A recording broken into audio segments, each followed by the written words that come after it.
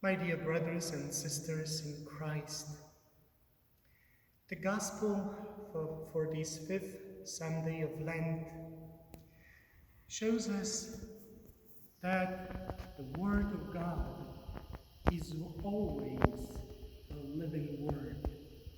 As a matter of fact, the Gospel, the readings for each day during this time speak to our present experience, giving us direction, instruction, and hope. There are many lessons in today's Gospel, but I would like to stop on two lessons. First, it's a lesson of humility, and it's a lesson how to be humble and poor in spirit.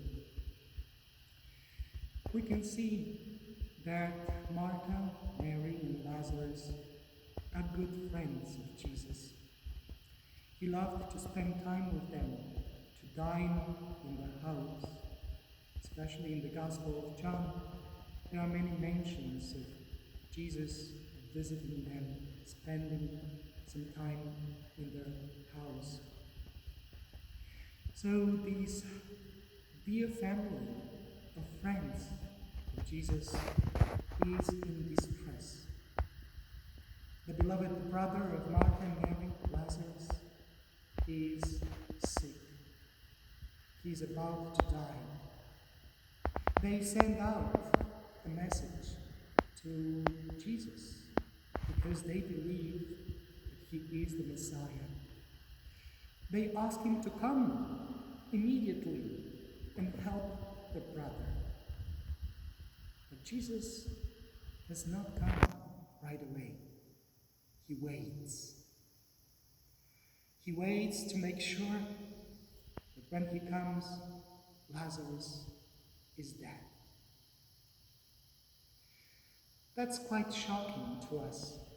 It's not how we would like the things to turn out. We would rather tell God what he needs to do so that everything may go our way. This gospel shows us that God's ways are not our ways. God's way of doing things is different. And we need to be humbled by that and allow God to be God and act as he wishes. And we need to listen and obey.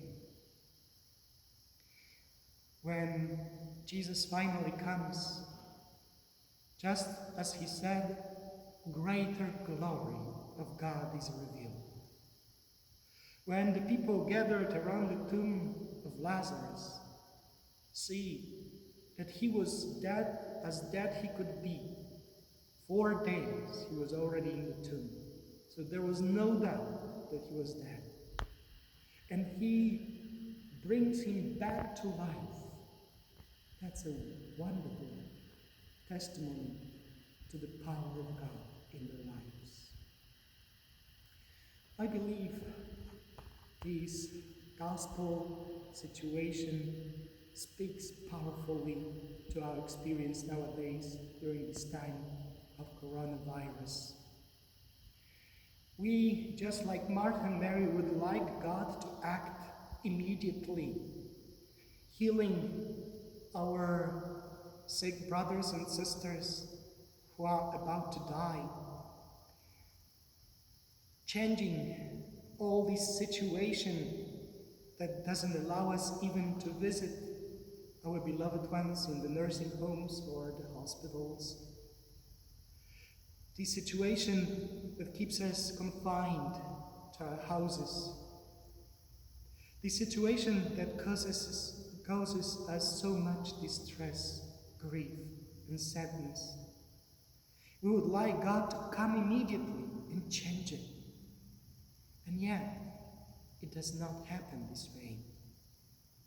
But as Jesus says, it is for the greater glory of God. We need to humble ourselves in front of God.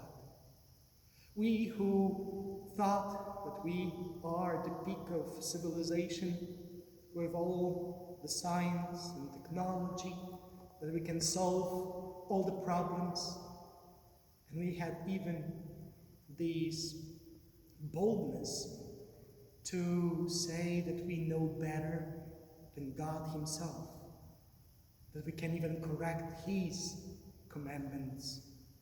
And we made changes in the laws of our countries that go directly against the commandments of God. In our pride, we thought we could do anything.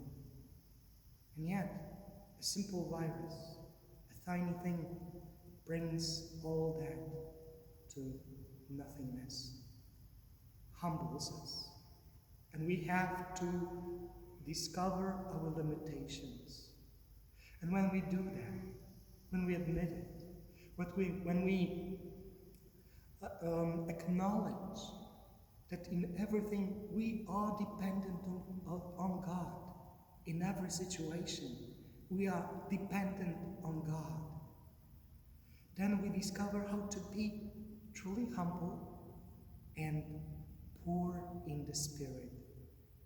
In the heart of this beatitude of Jesus, blessed are the poor in spirit, is the trust that we place in God. Our total trust in him, even in the situations when we don't know where he leads us. We trust him because he is God and he loves us. And how much he loves us, also today's gospel shows. Jesus is deeply disturbed, moved to tears over the fate of his beloved friend Lazarus. He knows that God will act and will raise him back to life, and yet he is moved by this situation. He cries, he weeps over his beloved friend. The same is with us. The same Jesus is present in our lives. He's deeply moved by our distress, by our problems. He weeps over our deceased brothers and sisters. He loves us deeply. We need to trust him, and he will reveal to us God's glory.